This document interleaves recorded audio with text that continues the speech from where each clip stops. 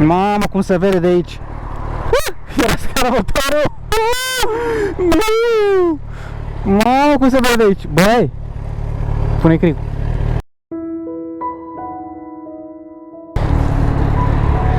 Wow, wow. Bă, asta e cadrul de film, neapărat trebuie să filmezi ceva aici cândva. Bună dimineața, mafia mea. E sâmbătă, avem niște drumuri. Și ăsta e ultimul episod filler pentru ce urmează să fie. Ăsta e episodul 3 de pe canal, iar episodul 4 o să fie un film, cum au fost și filmulețele alea de pe Instagram. O să... Ce am aici?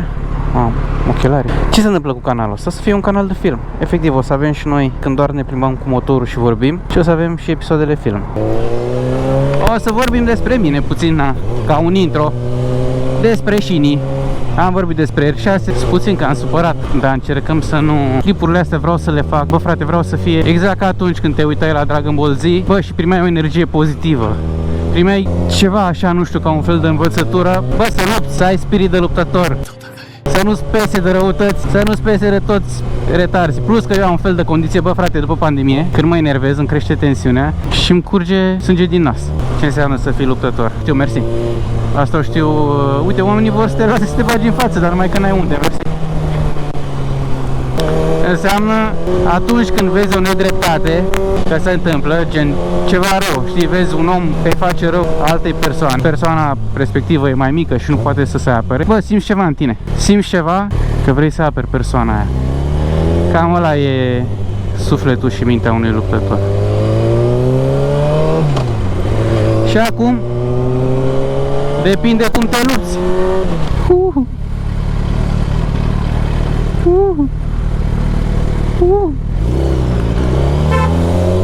Ce?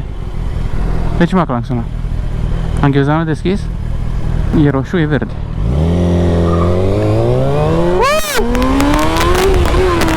Show. Parcă l-aud pe profesorul meu când fac frâna asta de motor. Apasă frâna! Apasă frâna! Că nu văd aia că faci frână de motor. Eu când o las în frână de motor nu se aprinde luminița aia pe spate. Și eu cam 60% din timp frânez cu frâna de motor, știi? Nu frânez cu frâna de față sau de spate. Nu știu de ce, dar așa fac eu. Da. Da? Mersi. Da. Nu știu ce să zic, m-au luat emoțiile acum.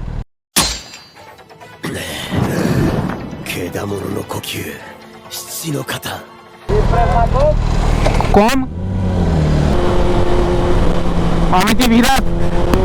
Da, cum era dacă eram mafiat pe ieșirii, da. Scoate mare Vitavie. Pum, pum, pum, pum, pum. Por, motherfucker, por.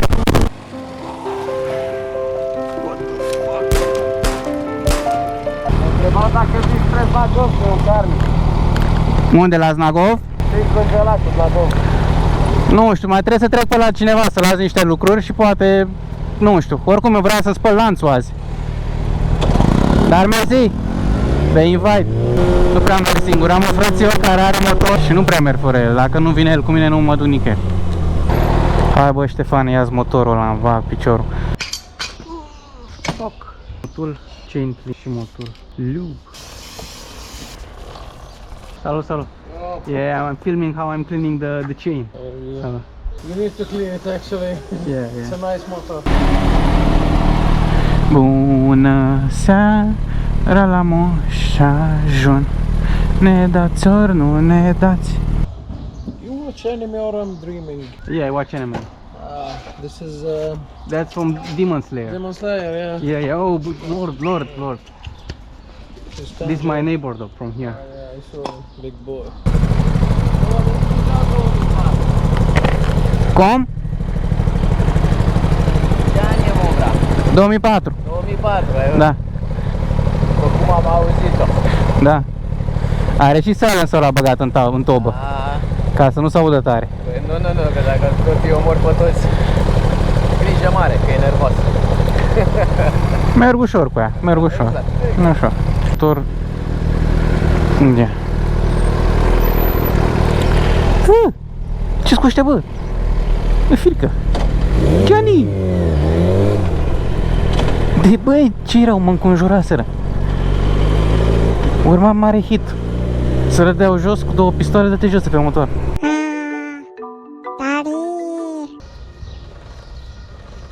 Mafia mea, nu faceți asta cu motorul aprins. O prindeți degetul, s-a terminat cu deget. Sunt unii pe TikTok, bă frate, de faci cu motorul aprins. Sunt gen, ce pana mea, răbdare, fă ușor. Încearcă cumva să te relaxezi când faci asta. Gândește-te că ești cu o gagică, ești pe andru cu ea, o dai cu o ștergi, îi faci masaj, îi dai cu lubrifiant. Adică, you know, be gentle with it, be gentle. The beauty of the world. What is the beauty of the world? The beauty of the world is when you love everything around you and you want everything to flourish. True love is when you leave the flower in her place where she was born, because that's the land and that's the place where she is happy. Mi-a venit asta în cap acum, dar așa e.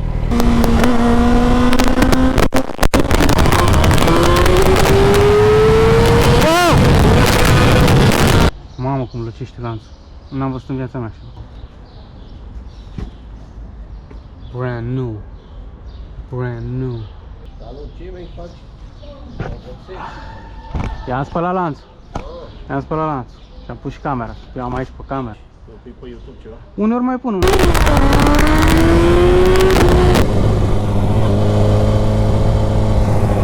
Bună! Da, asta e filtrul. O altă poveste, când eram eu pe drumuri să cumpăr un Yamaha R6,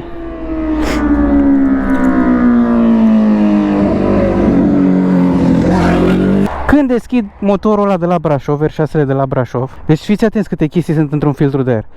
E sita asta, scoate sita, și cu nebunia asta de plastic. Și eu când am deschis motorul ăla de la Brașov era așa gol. Și fac, cum pun eu filtrul ăsta nou, fără alea? Eram cu frățiorul meu, ne uitam, ziceam, bă Ștefane, cum pui filtrul ăsta, mă, că n-am mai văzut. Luasem și eu o carte de aia de mecanică, o am acasă. Pune-mă, bă frate, am pus filtrul ăla așa.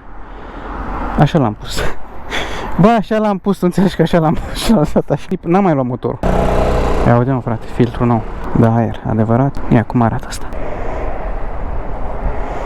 Arată ok și asta, dar a mers 2 ani, nu știu ce. Da, mă, baby. Revenim la povestea de la Brașov. Mă refer, bă, e o mașinărie făcută de japonez, mă, frate, e făcută cu cap, e făcută, s-au chinuit oamenii ăia să lucreze la ea, să nu știu ce. Oricum nu mai sunt multe, mai sunt câteva puține, R6-urile alea noi 2020 nu se mai fabrică și am făcut un drum până la Brașov de pomană.